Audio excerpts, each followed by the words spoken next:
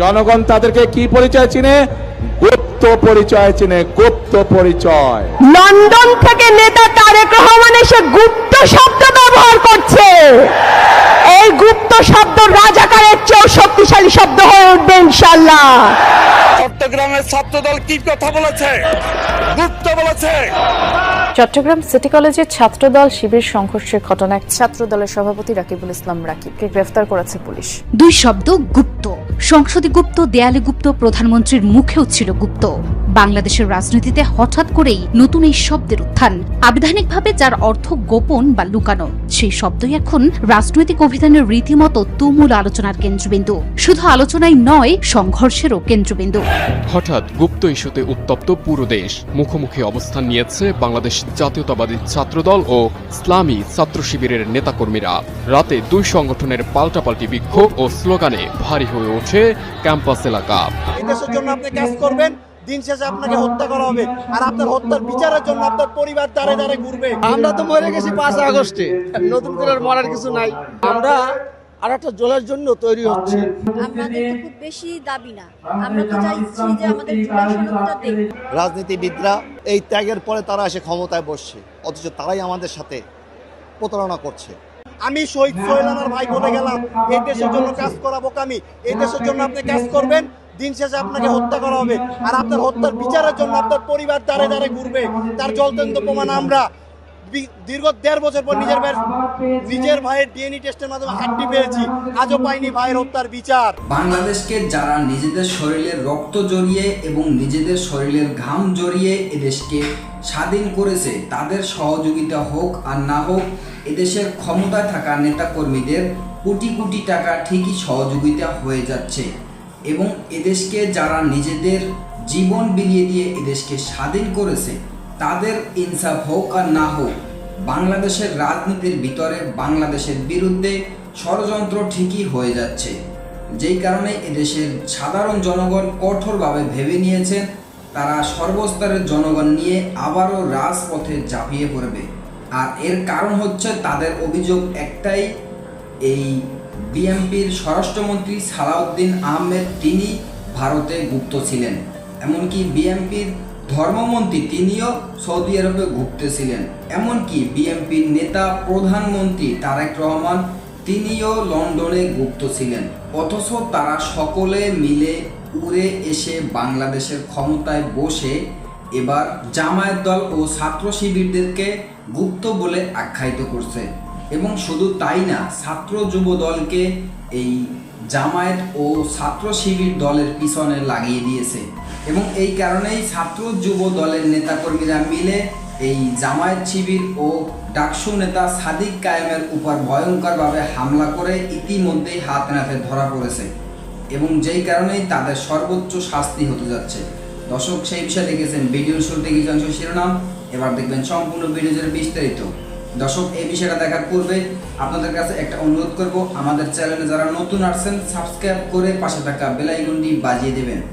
দর্শক, চলুন এবার আমরা দেখব যে এই ছাত্র যুব দলের রাকিবুল ইসলাম রাকিব সে এবং অন্যান্য নেতাকর্মীরা মিলে জামায়াত শিবির ও ডাকসু নেতা সাদিকের উপর ভয়ঙ্করভাবে হামলা করতে গিয়ে ইতিমধ্যেই হাত নাতে ধরা পড়েছে। দর্শক, আমরা এই বিষয়টা দেখব। এই বিষয়টা দেখার পূর্বে প্রথমে একটু দেখব যে এই ইস্যু নিয়েই এদেশের সাধারণ জনগণ কি কি অভিযোগ করেছে এবং এই ডাকসু নেতা সাদিক কায়েম তিনি কি কি অভিযোগ করেছে। আমরা এই বিষয়টা প্রথমে দেখে তারপর অন্য বিষয়টা দেখব। ধৈর্য ধরে একটা লাইক দিয়ে সম্পূর্ণ ভিডিও দেখতে থাকুন এবং আপনার মতামত কি আমাদের কমেন্টে লিখতে থাকুন। এই দেশের জন্য আপনি কাজ করবেন, দিন শেষে আপনাকে হত্যা করা হবে, আর আপনার হত্যার বিচারের জন্য আপনার পরিবার দাঁড়ে দাঁড়ে ঘুরবে। আমরা তো মরে গেছি 5 আগস্টে, নতুন করে মরার কিছু নাই। আমরা আর একটা জলের জন্য তৈরি হচ্ছে। আমাদের তো খুব বেশি দাবি না, আমরা তো চাইছি যে আমাদের জুলাই সনদটা দেব। রাজনীতিবিদরা এই ত্যাগের পরে তারা এসে ক্ষমতায় বসছে, অথচ তারাই আমাদের সাথে প্রতারণা করছে। আমি শহীদ সোহেলানার ভাই বলে গেলাম, এই দেশের জন্য কাজ করা বোকামি। এই দেশের জন্য আপনি কাজ করবেন, দিন শেষে আপনাকে হত্যা করা হবে, আর আপনার হত্যার বিচারের জন্য আপনার পরিবার দাঁড়ে দাঁড়ে ঘুরবে। তার জ্বলন্ত প্রমাণ আমরা দীর্ঘ 1.5 বছর পর নিজের ভাইয়ের ডিএনএ টেস্টের মাধ্যমে হাড্ডি পেয়েছি, আজও পাইনি ভাইয়ের হত্যার বিচার। আমরা তো মরে গেছি 5 আগস্টে, নতুন করে মরার কিছু নাই। আর ডেলি এই বক্তব্য শুনতে হয়রান। এই জুলাই সনদ গণভোটের রায়কে বাস্তবায়ন করা, এগুলো তো আসলে 2 বছর ধরে শুনতেছি, শুনতে আর ভালো লাগে না। তো আমরা আর একটা জুলাইয়ের জন্য তৈরি হচ্ছি, বিশেষ করে যারা 18 কোটি মানুষের বেদনা ব্যথা বোঝে না, যারা মুনাফিকি করে গণরায় পাওয়ার পরেও তারা নিজেরাই মুক্তিকে স্বীকার করেছিল এবং গণভোটকে দেওয়ার জন্য প্রত্যেকটা মানুষকে বলেছিল। তো তারপরেও তারা যে গাদ্দারিটা করতেছে, এটা আসলে বেগম খালেদা জির নেতৃত্বে থাকতেন এই ধরনের গাদ্দারি সে করতেন না, কিন্তু তার সন্তান। জনগণ তাদেরকে কি পরিচয় চিনে? গুপ্ত পরিচয় চিনে, গুপ্ত পরিচয়। জাতীয় ইমাম উনি যখন বাংলার মাটিতে রাজনীতি করব না এই মুচলেকা দিয়ে লন্ডনে পালিয়ে গিয়েছিলেন, আমরা ওনাকে গুপ্ত বলি নাই। রাজনৈতিক বিশ্লেষকরা প্রায় বলে থাকেন, রাজনীতির ময়দানে কখনো কখনো একটি মাত্র শব্দ বুলেটের চেয়েও বেশি ভয়ঙ্কর হয়ে উঠতে পারে। একটি মাত্র শব্দ জ্বালিয়ে দিতে পারে সারা দেশের রাজপথ, কাঁপিয়ে দিতে পারে জাতীয় সংসদের দেয়াল, এমনকি পাল্টে দিতে পারে দীর্ঘদিনের রাজনৈতিক সমীকরণ। ভাবছেন এমন কি সেই জাদুকরী বা বিস্ফোরক শব্দ যা স্বাধীন বাংলাদেশের বর্তমান রাজনীতিতে রাতারাতি এক বিশাল ভূকম্পন তৈরি করে দিয়েছে? শব্দটি হলো গুপ্ত। চট্টগ্রামের ছাত্রদল কি কথা বলেছে? গুপ্ত বলেছে। আবিধানিকভাবে এই শব্দের অর্থ গোপন বা লুকানো হলেও আজকের রাজনৈতিক ময়দানে এই একটি শব্দই যেন পরিণত হয়েছে শক্তিশালী এক টাইম বোমায়। লড়াই চলবে, থামবো না, চালিয়ে যাব। সংসদের ভিতরে যখন শান্তির পায়রা ওড়ানো হচ্ছে, সংসদের বাইরে তখন চলছে রক্তের হোলি খেলা। মাত্র 48 ঘন্টা আগে যে বিরোধী দলীয় নেতা চরম সংকটে পড়া সরকারকে উদ্ধারের জন্য পরম উদারতায় হাত বাড়িয়ে দিয়েছিলেন, 48 ঘন্টা পার না হতেই সেই সরকারের ছাত্র সংগঠন ছাত্রদল ছাত্র শিবিরের উপর শুরু করেছে পৈশাচিক তাণ্ডব। বিদ্যুৎ ও জ্বালানি খাতের যে লুটপাট সামলাতে সরকার খাবি খাচ্ছে, সেই লুটপাটের দায় বিরোধী দলের ঘাড়ে চাপিয়ে দিয়ে নিজেদের আখের গোছানোর এক ভয়ঙ্কর ডাবল গেম খেলতে শুরু করেছে ক্ষমতাসীন দল বিএনপি। কিন্তু তরুণ প্রজন্মের চাপে পড়ে 24 ঘন্টার মধ্যেই সেই ফাঁদ থেকে বেরিয়ে এসে চরম হুঁশিয়ারি উচ্চারণ করেছে জামায়াতে ইসলাম। মাত্র 2 দিন আগের কথা, জাতীয় সংসদে দাঁড়িয়ে এক নজিরবিহীন এবং ঐতিহাসিক উদারতার দৃষ্টান্ত স্থাপন করেছিলেন বিরোধী দলীয় নেতা এবং বাংলাদেশ জামায়াতে ইসলামীর আমির ডাক্তার শফিকুর রহমান। দেশজুড়ে ভয়াবহ লোডশেডিং এবং জ্বালানি সংকটে যখন বর্তমান বিএনপি সরকার দিশেহারা, জনরোষ যখন তুঙ্গে, ঠিক সেই মুহূর্তে ডাক্তার শফিকুর রহমান ঘোষণা দিলেন বিদ্যুৎ ও জ্বালানি সংকট নিরসনে সরকারি দলকে সব ধরনের সহযোগিতা করবে বিরোধী দল। শুধু মৌখিক ঘোষণাই নয়, তিনি এই সংকট সমাধানে একটি যৌথ সংসদীয় কমিটি গঠনেরও পরামর্শ দেন। যদি সরকারি দল ফিল করে যে আমরা একটা কমন কমিটি করব, আমরা সাড়া দেব। খাদের কিনারে থাকা বিএনপি সরকার যেন হাতে চাঁদ পেল। প্রধানমন্ত্রী তারেক রহমান কালক্ষেপণ না করে পরদিনই 10 সদস্যের একটি হাই প্রোফাইল কমিটি গঠন করলেন। জামায়াত আমিরের প্রস্তাবকে সম্মান দেখিয়ে সেই কমিটি বিরোধী দল থেকেই 5 জন সংসদ সদস্যকে অন্তর্ভুক্ত করা হলো, অর্থাৎ 5 জন সরকারি দলের এবং 5 জন বিরোধী দলের। আপাত দৃষ্টিতে এই যে একটি চমৎকার গণতান্ত্রিক চর্চা মনে হলো, রাজনীতির অন্দরমহলে বেজে ওঠে বিপদের সাইন। গতকাল থেকে আজ পর্যন্ত আমাদের বাংলাদেশের ইতিহাসে সবচেয়ে ন্যাক্কারজনক দিন হিসাবে বাংলাদেশের ইতিহাসে থেকে যাবে। গতকালকে একটা ফেক পটোকার্ডের উপর ভিত্তি করে ঢাকা বিশ্ববিদ্যালয়ের শিক্ষার্থী আব্দুল্লাহ আল মাহমুদকে ছাত্রদলের সন্ত্রাসীরা তাকে জীবন নাশের জন্য, তাকে হত্যার হুমকি দিয়েছিল। পরবর্তীতে তার জীবনের নিরাপত্তার জন্য থানায় গিয়েছিল। থানায় গিয়ে জিডি করার জন্য গিয়েছিল, একটা সাধারণ ডায়েরি করবে।